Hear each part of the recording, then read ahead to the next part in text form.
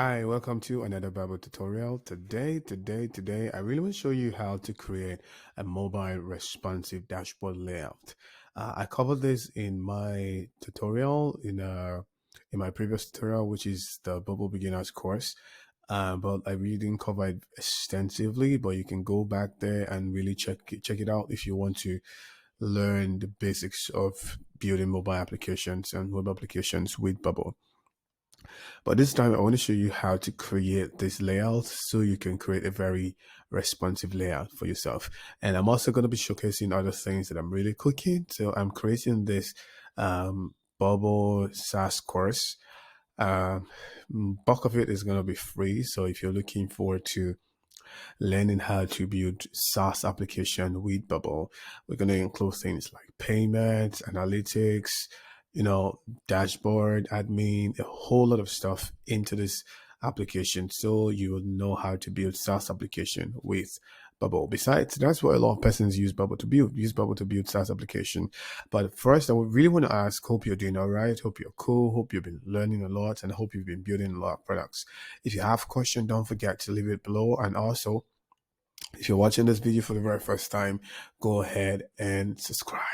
So with that said, let me show you some of the things that I'm currently working on so you can see see where we're going in the future on this channel. Let's get started. Hi, so remember I wanted to show you what I'm working on. So I'm working on the SaaS, how to create SaaS tutorial, how to create SaaS product tutorial with Bubble. So this is pretty similar. This is not it. This is not the name. This is a practice lesson. So this is something similar to what I'm going to be creating. So you can see the dashboard is super cool and pretty responsive, and you're going to be having a very similar landing page like this. Super cool, awesome, simple, straightforward landing page like this. And then we're going to post things like payment, Stripe, analytics, mail, stuff like that. That's what we're going to be doing in that course. So if you're not subscribed, go ahead and subscribe so that when the course comes out, you will be the first to know. So today I want to show you how to create stuff that are responsive. Like I said in the intro, the one thing that I always advise, Bubble devs, is don't be so scared of making mistakes. Don't be so scared of making mistakes. Create it the best way you can, and if you're unable to get the real thing in the first instance, you can go ahead and try all over again. So I'm sure you know by now that Bubble have different layout styles. So it has fixed, it has align to parent, it has column, row, just like that. So I'm gonna make this a row, and for the width, I'm going to give it a width of 1440, and then a mean height of 1500. Don't worry, it's nothing really. And then for the background color, I'm going to give it a blue, 10% blue. All right, so I'm gonna blind you. I'm gonna give it 10% blue.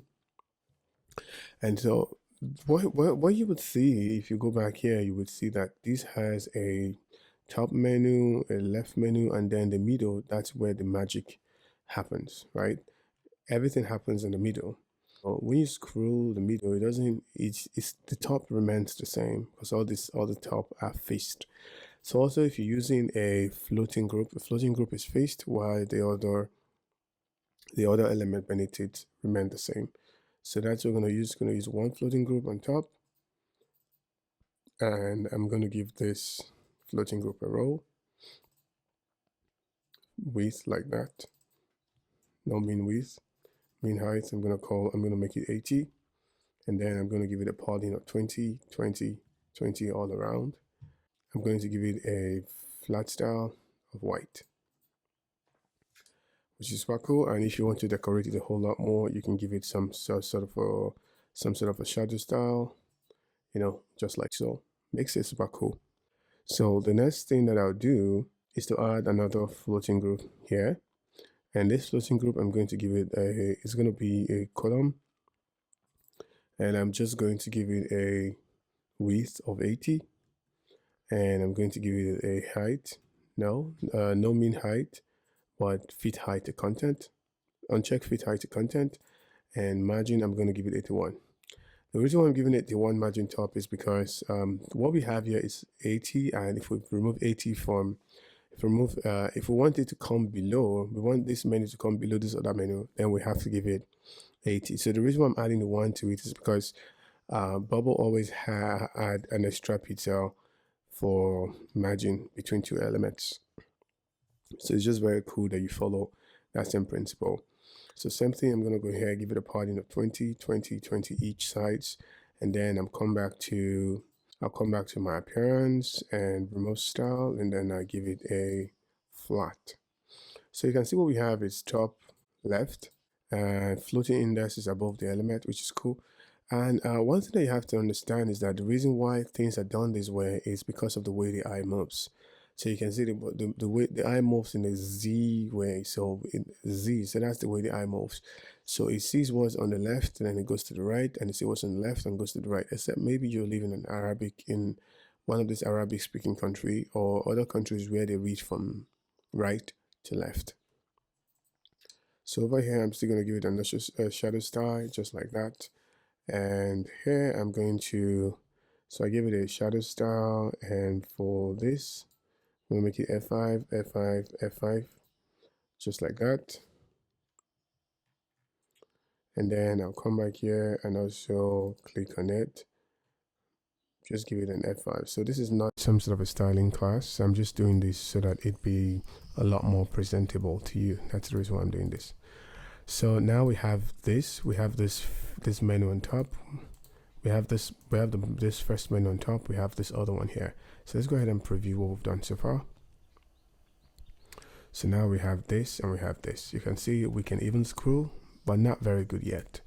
So, and then now we will create a group and put it in the middle. The middle group, this is the middle group, and we will just give it a color immediately so that we'll know what we're doing. Give it a flag color, give it a blue, and just give it a 10% opacity or so. So that's the middle group. For the background, I'm just going to give it white. Then this middle group, I'm going to come to the layout and give it a top of 81. Give it a top of 81 and give it a left of 81. And then for the layout, I'm going to say it's a row, and then I'm going to uncheck fit width. I'm going to uncheck fit height to content. So I guess you're getting it now. So if we go back here and refresh, you can see what we have now. So it's pretty similar, but there is a group inside of it. So for this, we will come back here and just give it a padding of 40. So you see that there's something inside of it. Give it a padding of 40, and then we'll put a group inside of it. Put a group inside of it, call it a row, uncheck fit width, and then make this like 500, which is also cool. And then I'm just going to give it a padding again. 40, 40, 40. Don't worry, you don't have to use the same padding. You don't have to. I just want to do it for the sake of a class. So this, I give it a roll. This is just for you to understand the layout. That's basically it. It's just for you to understand the layout. That's what I'm doing. So I'm doing this fast because I think that it shouldn't mean a whole lot to you right now, because you know how to do this type already. So this is just group and group and group. That's what I'm doing, nothing else.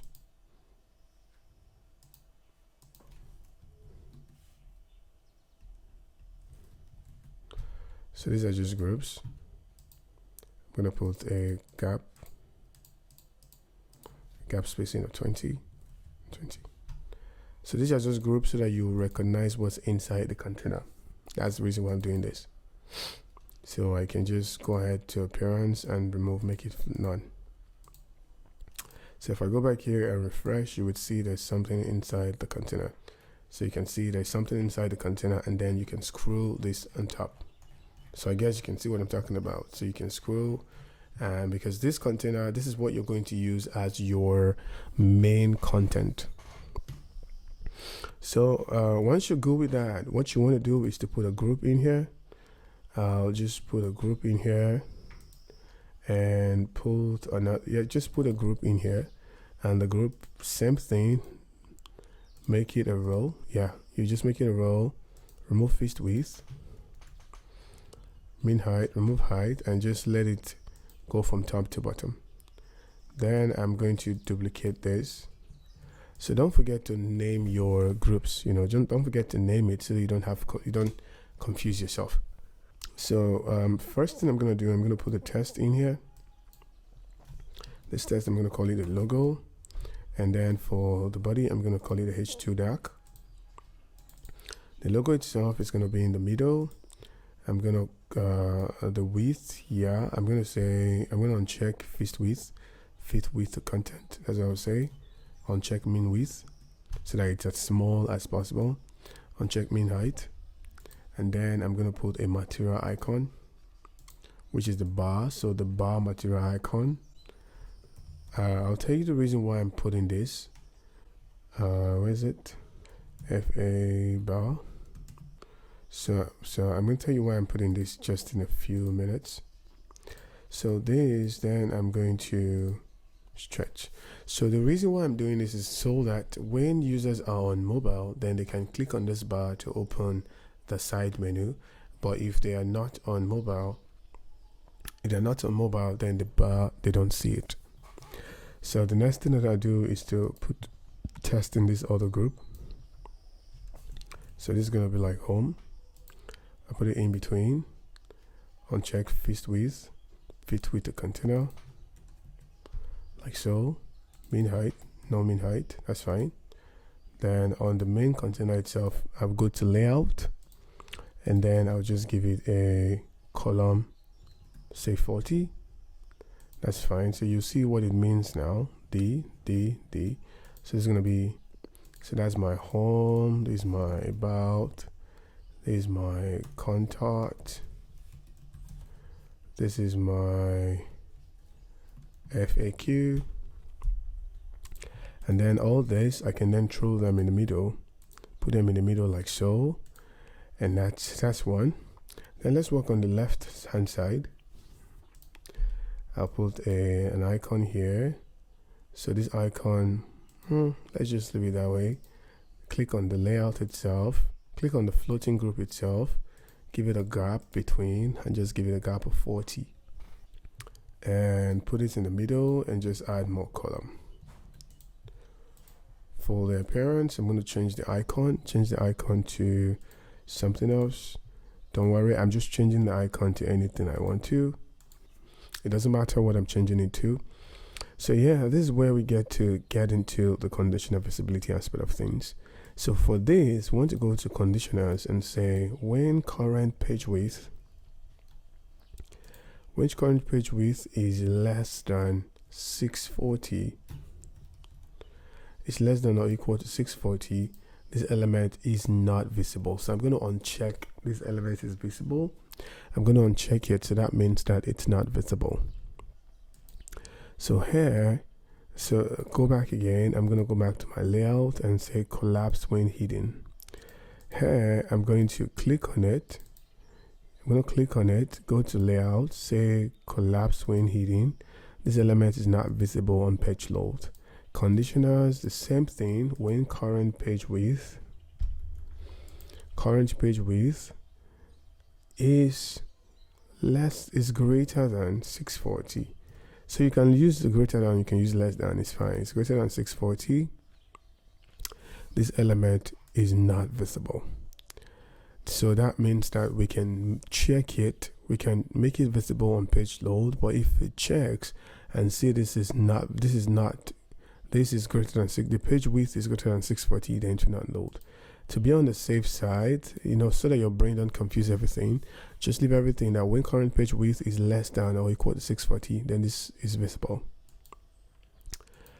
This is visible, and here, so let's go back, let's just reload this so you see what I'm talking about. So you can see now that icon is not visible, and then when we keep going, keep shrinking, so you can see now the icon is gone. We shrink, the icon is gone. So you can see that's where the icon comes, that's where it works. And you can see that when we get to the mobile, when we open the mobile screen, the left hand side is still there, right? So what we can do is to click here and say, click here, add a conditional and say when current page width, same thing, when current page width is less than or equal to 640, then this page element is not visible. And one more thing is that we have to click on this group E, come to conditional, same thing, current page width is less than or equal to 640. Then what do you want to change? We want to change the mean width. This want to change mean width is equal to 100%. Is equal to 100%. That's what we want to change, so that it takes the entire space. So let's go back and refresh. Keep going. You can see it's gone. But when it goes, there is a space between this and the main container. When it's mobile, there's a space between this and the main container. Let me show you that space. If I come back here and I change the appearance and I change the flat color to a blue, a 10% blue, and I come back here to reload, you're gonna see it. So you can see, oh, okay, so it's gone, but it's not really gone. It's gone, but the 81 pixel, this size here, it's 81, it's not gone, so you can't really do anything with it. So what you can do is that when the size, you can click this group A, add a conditional and say when current page width is less than or equal to 640, we want the margin, left margin, we want the left margin to be 0. So when you do it like this, it's going to be gone. That's the way you do it. When you do it like this, you wouldn't see that particular margin all over again. And let me add some bonus. So the bonus I'm going to add is, you can see this two guys, two groups. As you shrink, they don't really, nothing happens to them. So I think first thing first is to come back here and make it a mean width of 240, so that when it breaks, it breaks. So make it a mean width of 240, make it a mean width of 240. There's nothing inside, so that's why it's breaking. Mean width of 240, and make it a mean height of 300. Just making a mean height again, this mean height of 300. Then uncheck this to make it go to the top, uncheck to make it go to the top. So let's see what's going to happen, if it's going to shrink very well. So you can see it's shrinking very well. So you can see it's coming to the top. Can you see it? It's coming to the top. See it? It's coming to the top as we go. So that's basically the way you will create some sort of a responsive dashboard in Bubble. So if you're new to this channel and you've really not subscribed to this channel, feel free to subscribe. It's free for you to do so. I'm giving you premium content, and if you have questions, leave it below. And if you think you have a video that something you want to learn with Bubble and you want me to create that video, feel free to leave a comment below, and I'll do well to put it on my list so I can create it later in the future. Don't forget to subscribe, and if you're looking, if you need help with your SaaS product, feel free to click on the link below, and I'll definitely do well to help you the best I can. Thank you so much for watching. Really do appreciate it.